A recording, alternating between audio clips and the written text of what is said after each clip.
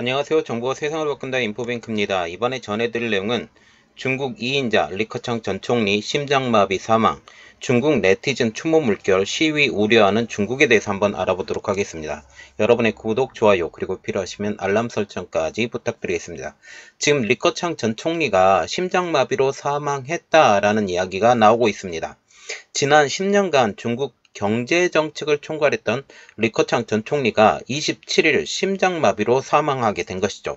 이 소식이 전해지면서 중국 전역에서 애도의 물결이 일어납니다.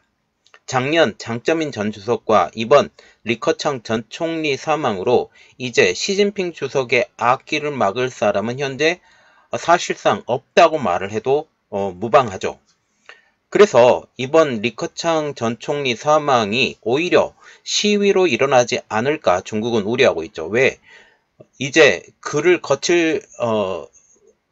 지금 그를 막을 사람이 없기 때문에 이제 그 시민들을 대변해 줄 사람이 없기 때문에 직접 일어난다라는 그런 이야기입니다.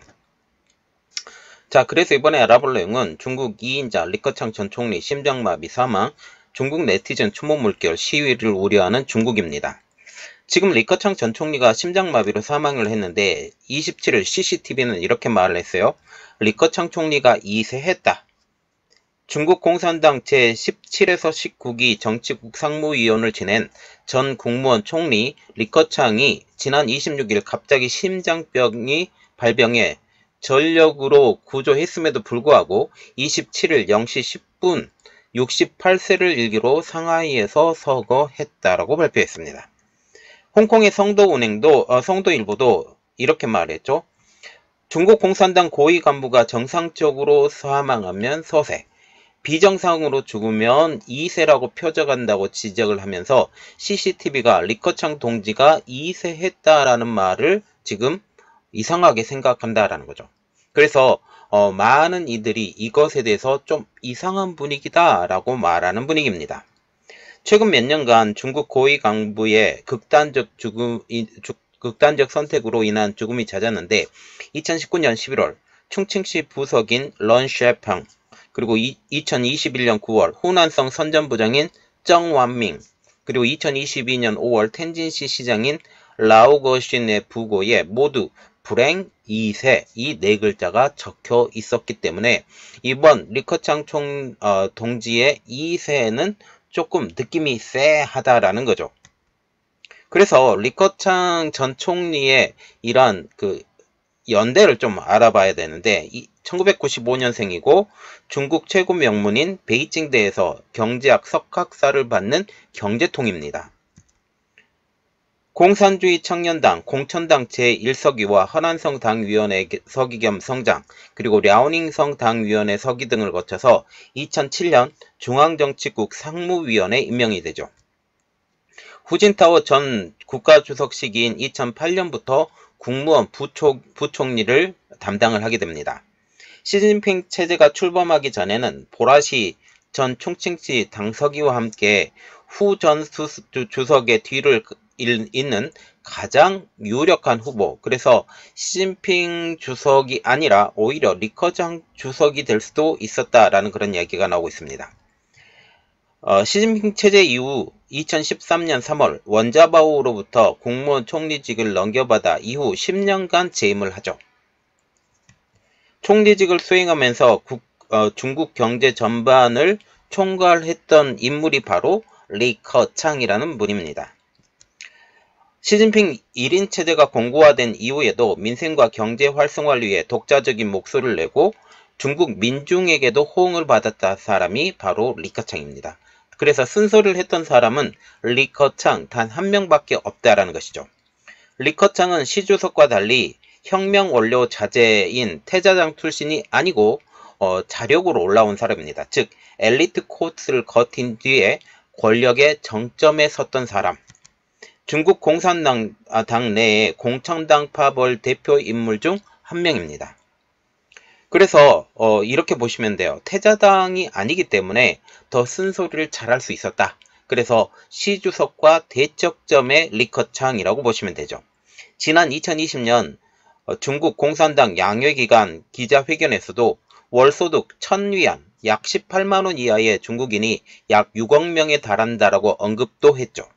이때 당시 중국이 완전히 빈곤에서 벗어났다라는 시 주석의 발표가 있었는데 이 발표를 무색하게 한 발언이 바로 리커창 총리의 발언이란 사실입니다.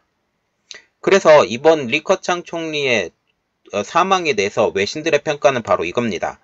합리적 실용적 경제정책으로 인기를 얻었지만 시진핑 주석의 1인 권력 강화와 통제적 정책으로 힘을 잃었던 사람, 이렇게 평가를 하고 있죠. 그럼에도 불구하고 지금 인민들은 리커창 총리의 죽음에 대해서 추모 열기가 대단하죠. 리커창 총리 서거 웨이보 해시태그는 검색에 1위로 올리면서 수십억 회가 넘게 조회가 되기도 했습니다. 삭제된 관련 글도 수십만 개에 달하고요. 수많은 웨이보의 네티즌은 추모 의미를 담은 붉은 촛불 이모지를 올리기도 했습니다. 또 여기에 이런 말도 적겠죠. 침통한 마음으로 리커창 총리를 애도한다. 인민의 좋은 총리, 인민은 영원히 당신을 기억할 것 등의 추모의 글로 마음을 전하는 사람들도 있었다라는 것입니다. 그런데 리커창 총리는 지난 양회에서 이제 총리직에서 물러나고 퇴임을 했죠. 그런데 이 퇴임 후에 오히려 존재감이 더 커집니다. 퇴임한 지 7개월이 지났지만 최근 중국 경제는 완전히 망가졌죠. 그래서 중국 경제 회복이 둔감한 가운데 그의 존재감은 현재 한창 높아지는 분위기에서 그가 갑자기 심장마비로 죽게 된 것이죠. 리 전 총리가 추진했던 흔들림 없는 개방, 개혁을 강조하면서 양쯔강과 황하는 거꾸로 흐를 수 없다라는 글도 최근에 등장하기도 했습니다. 일부 네티즌들은 리 전 총리의 갑작스러운 죽음에 의문을 갖기도 했죠. 아까 언급했던 그 말 때문이죠. 만 68세의 비교적 나이가 많지 않은 데다가 올해 3월까지 총리로 활동했기 때문에 건강성에 그렇게 큰 문제가 없을 것이라는 그러한 이야기입니다.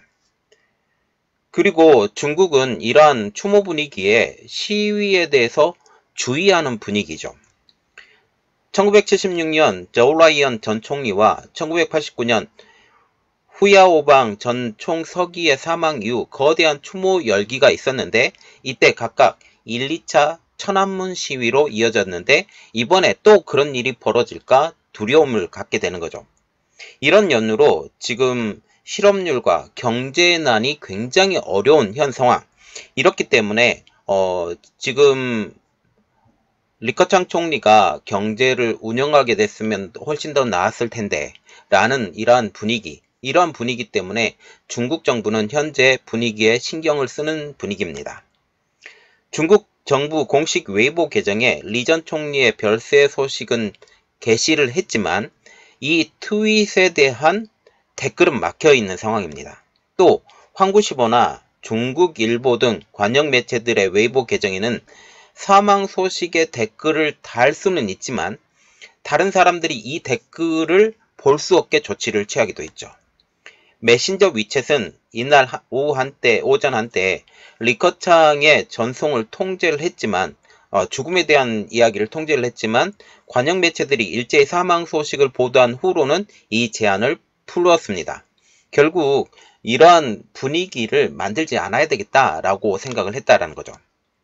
그리고 리커창 총리는 한국과 남다른 인연이 있다라고도 지금 얘기가 나오고 있는데 한국을 4차례나 방문했습니다. 첫 번째 방문은 1995년도 공산주의 청년단 중앙서기처 제1서기 때 방문을 했고 2차 방문은 2005년 9월 랴오닝성 당서기 시절에 방문을 했습니다. 이때 이해찬 당시 국무총리 등 정부 인사와 삼성, 현대, LG, 포항제철 등 경제계 인사를 만났죠.